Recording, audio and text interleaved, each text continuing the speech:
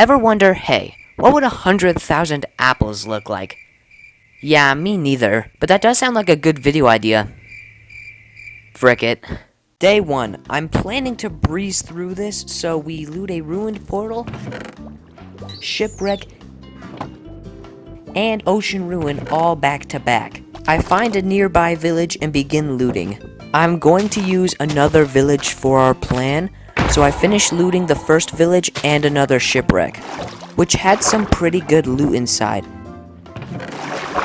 And after that, I began looting our main village, collecting a bunch of materials to make a villager breeder.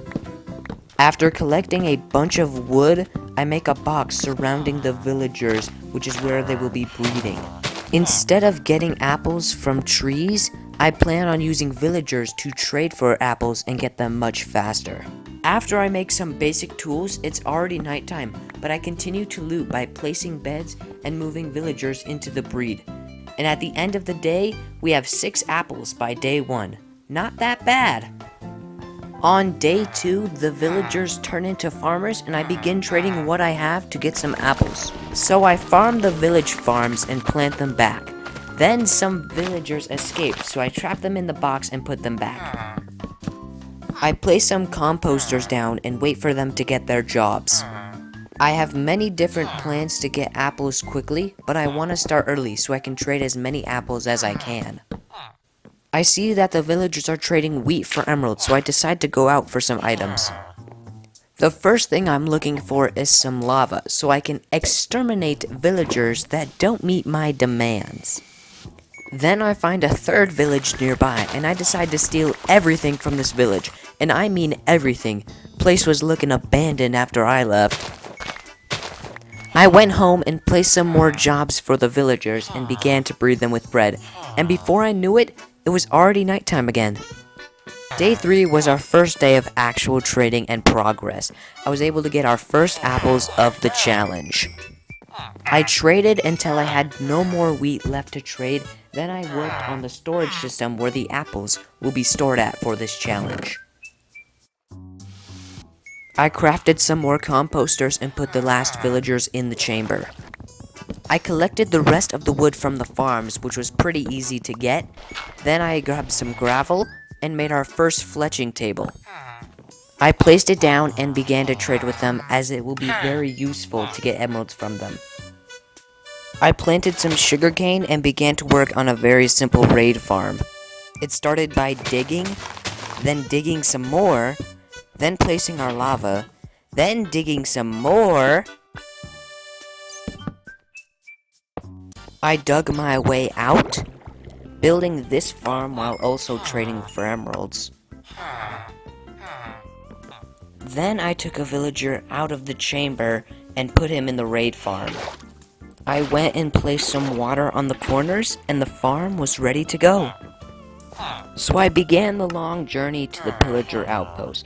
And of course, since I handpicked this seed, the pillager outpost had to be at least 3,000 blocks away. So after getting all ready, I made the long journey to the outpost, and I kid you not, it took 2 whole days to get there.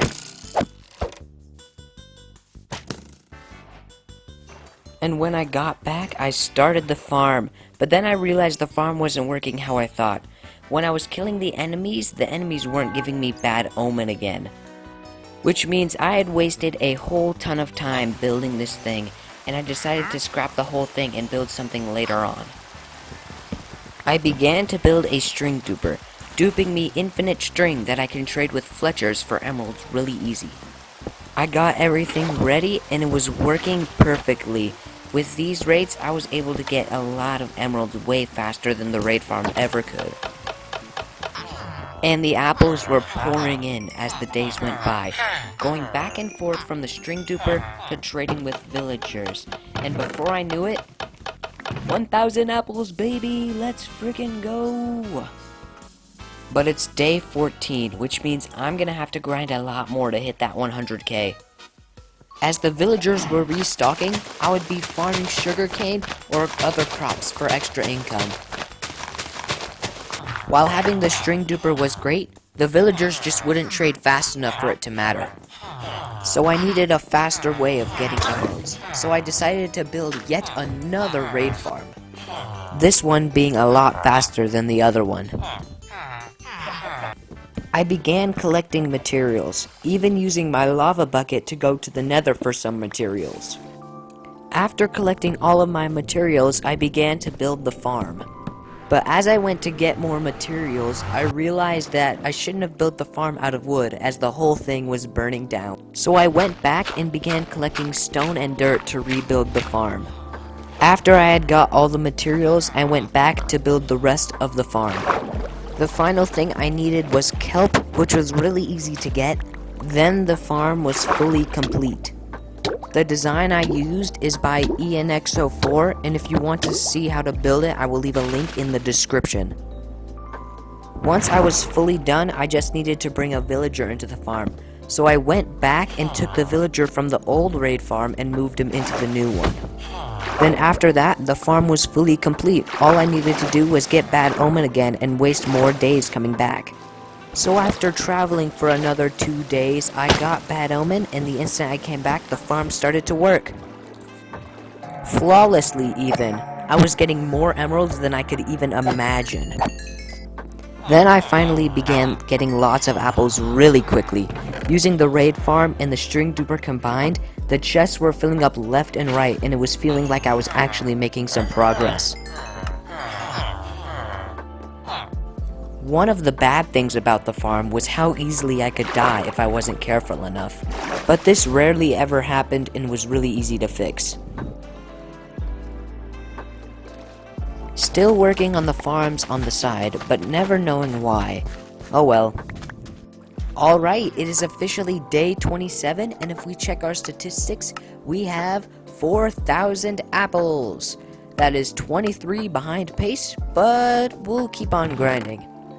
I feel like this is possible if I log in.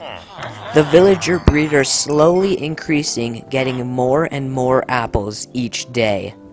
The raid farm has its benefits, like giving me Hero of the Village to lower the villager trade prices. But after long, it seemed like the prices just kept going up no matter what I did to try to lower them.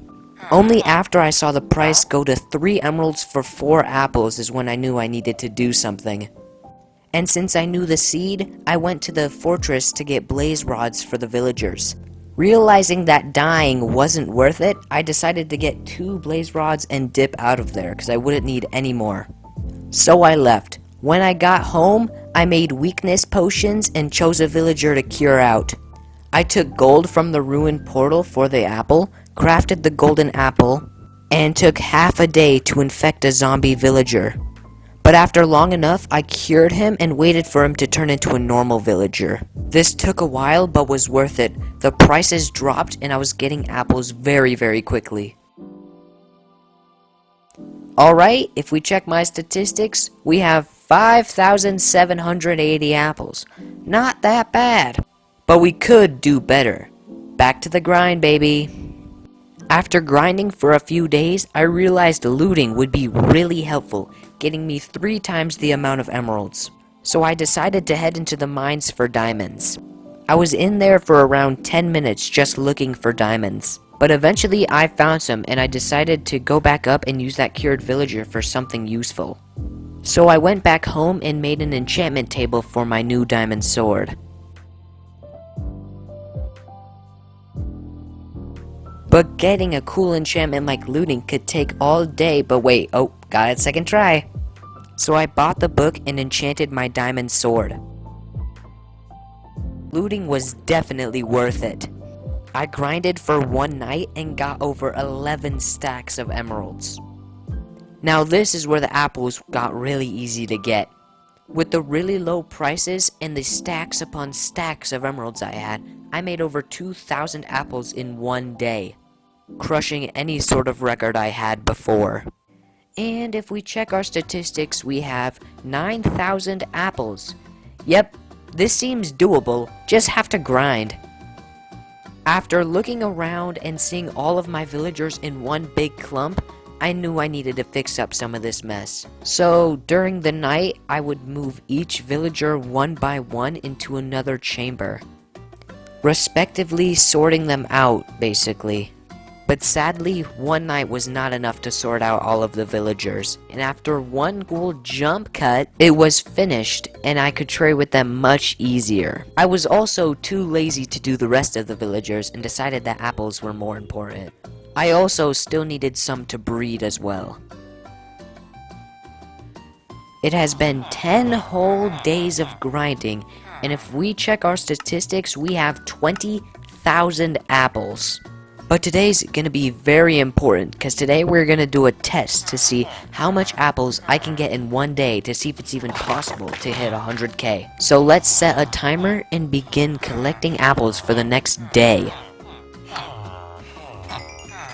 Alright, the day is finally over, and I ran out of emeralds, and we have 21,800 apples. That seems like a lot. And after all the math, we turn out to have 1,728 apples a day. Now, is this enough to make it to 100k?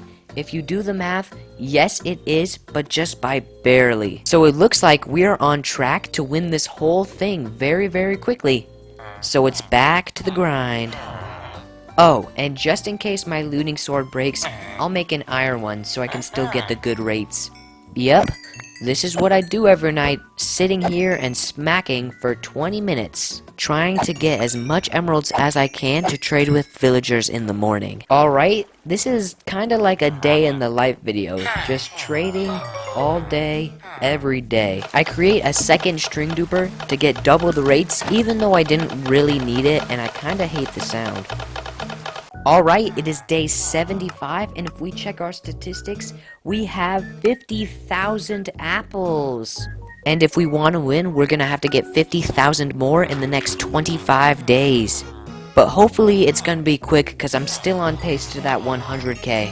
But it might need some more villagers later on, but right now I have so much emeralds that it won't even matter. This chest right here has tons and tons of emeralds.